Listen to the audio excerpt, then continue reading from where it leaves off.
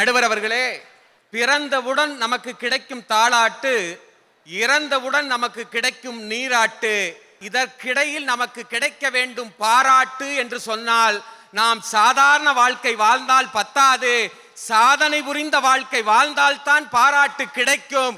அது எப்பொழுது கிடைக்கும் என்று சொன்னால், வருமானத்திற்குள் ஒரு கட்டமைத்து கொண்டு இதுதான் வாழ்க்கை என்று வாழுகின்ற எல்லோருடைய வாழ்க்கையும் வாழாதீர்கள்.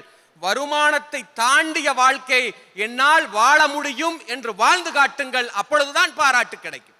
நடுவர்களை, இன்னும் தெளிவாக சொல்லுகின்றேன். கிணற்று தவளை போல் வாழாதீர்கள் என்று சொல்லுவார்கள். அதுக்கு என்ன அர்த்தம் தெரியுமா?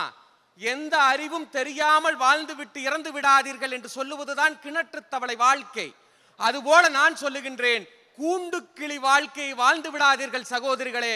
ஏனென்று சொன்னால், வருமானம் என்கின்ற கூண்டை அமைத்துக் கொண்டு அதற்குள் தான் நான் வாழ்வேன் என்று சொன்னால் சிறகடித்து பறக்க முடியாமல் இறந்தே போய்விடுவீர்கள். வருமானத்தை தாண்டிய வாழ்க்கை வாழ்ந்தால்தான் சிறகடிக்க முடியும் என்பதை பதிவு செய்கிறேன். மனசுக்கு பிடிச்சது எல்லாம் வாழணும்னு நாங்க சொல்லல, ஆனால் மனசாட்சிக்கு பிடிச்ச வாழ்க்கை வாழ வேண்டும். அது நம்மை மீறிய வாழ்க்கை தான் இருக்க வேண்டும்.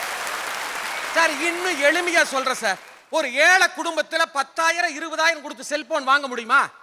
அவன் வாங்குவது கூலி வாழ்க்கை. அவனால 10,000 20,000 கொடுத்து செல்போன் வாங்கணும்னு சொன்னா அது வருமானத்திற்கு அதிகமான வாழ்க்கை. ஆனால் இன்றைய சூழ்நிலையிலே ஆன்லைன் கல்வி வந்ததற்கு பிறகு தன்னால் வாங்க முடியவில்லை என்றாலும் கூட இஎம்ஐயிலே கடன் வாங்கி என் குழந்தை படிக்க வேண்டும் என்பதற்காக ஒரு ஏழை பெற்றோர் இஎம்ஐயில செல்போன் வாங்கி கொடுத்திருக்கிறான்னு சொன்னா இந்த வாழ்க்கை தவறா? நீங்க 3 பேர் சொல்லணும். நெல்லை ஜெயந்தா சொல்லணும். நான் கேட்கிறேன் சார், இஎம்ஐ இல்லைன்னு சொன்னா இந்த காலத்துல ஜவுளி கடை திறக்க முடியுமா? நகைக்கடை திறக்க முடியுமா? 2 வீலரு 4 வீலரு செல்போனு பர்னிச்சரு அத்தனையும் இஎம்ஐயில் இருக்குதுன்னு சொன்ன எதுக்காக தெரியுமா? வாங்க முடியாதவர்கள் கூட வாங்கி அழகு பார்க்க வேண்டும், அனுபவிக்க வேண்டும் என்பதற்காகத்தான் இஎம்ஐங்கிறது ஒன்னே வந்திருக்கு. சார், அவங்க 3 பேர்த்தோட எண்ணம் என்ன தெரியுமா? நமக்கு என்ன எழுதி இருக்கிறோ அதன்படி வாழுன்னு சொல்ற வாழ்க்கை சார். சார், நமக்கு என்ன எழுதி இருக்குன்னு அவன் முடிவு பண்ணக்கூடாது, நம்ம முடிவு பண்ணும் எப்படி எழுதணுங்கிற வாழ்க்கை. அந்த வாழ்க்கை தான் நான் வாழணுங்கிற.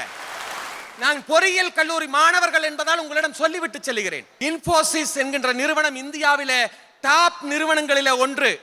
அதனுடைய நிறுவனர் யார் தெரியுமா? நாராயணமூர்த்தி.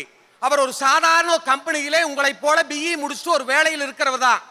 அப்போது அவர் நினைத்திருந்தால் நம்மளுடைய வாழ்க்கை வருமானத்தை தாண்டிய வாழ்க்கை நம்மால் முடியாது என்று நினைத்திருந்தால் இன்று இந்தியாவினுடைய முதல் பணக்காரனாக உயர்ந்திருக்க முடியாது. தன் மனைவியிடம் 10,000 ரூபாயை வாங்கி கொண்டு தான் நினைத்த வாழ்க்கையை, தன்னால் முடியாத வாழ்க்கையை தொடங்கியால்தான் இன்று இன்ஃபோசிஸ் உருவாகி இருக்கிறது. நீங்கள் சிந்தித்து பார்க்க வேண்டும். நடுவர்களை நான் நிறைவு செய்து கொள்ளுகின்றேன். இந்த அரங்கிலே தான் அவர் இருக்கிறார். என்னுடைய நண்பர் தான். 2 மாதங்கள் கூட ஆகவில்லை. அவருடைய பெண்ணுக்கு, அவர் ஆசையாக வளர்த்த பெண்ணுக்கு மருத்துவக் கல்லூரி சீட் கிடைக்கிறது. மருத்துவக் கல்லூரி சீட் கிடைக்கிறது. ஆனால் அது தனியார் மருத்துவக் கல்லூரியில் தான் கிடைத்திருக்கிறது. பணம் கட்ட முடியாது. அவர் சாதாரண ஒரு தமிழ் ஆசிரியர். தன் மகள் படிக்க வேண்டும் என்பதற்காக, இது வருமானத்துக்கு மீறிய செயல்தான். நீங்கள் சிந்தித்து பாருங்கள். தன் மகள் படிக்க வேண்டும் என்ற காரணத்திற்காக தான் வாழ்ந்து வந்த, தன்னுடைய உரிமையான தன்னுடைய வீட்டையே விற்று தன் மகளை படிக்க வைத்தார். நான் கேட்டேன், நண்பா, இது தேவையில்லை, இது கொஞ்சம் அதிக பிரசங்கித்தனம் தான் என்று சொன்னவுடன் இந்த தலைப்புக்கான பதிலை எனக்கு அவர் சொல்லி என்னை உணர்த்தினார். அண்ணே தனபாலண்ணே, இந்த வீடு நாளைக்கு வேணாலும் கட்டிக்கலாம், 2 வருஷம் கொடுத்து கூட வாங்கிக்கலாம், ஏன் 10 வருஷம் கூட சம்பாரிச்சுக்கலாம். ஆனா புள்ள இப்ப படிக்கலன்னா அப்புறம் எப்ப படிக்க முடியாது. புள்ள டாக்டருக்கு படிச்சதுன்னா எத்தனை வீடு வேணாலும் வாங்கிக்கலாம் என்கின்ற தைரியம் எப்படி வந்தது என்று சொன்னால், வருமானத்திற்கு மீறிய ஆசை, வாழ வேண்டும் என்கின்ற ஆசை.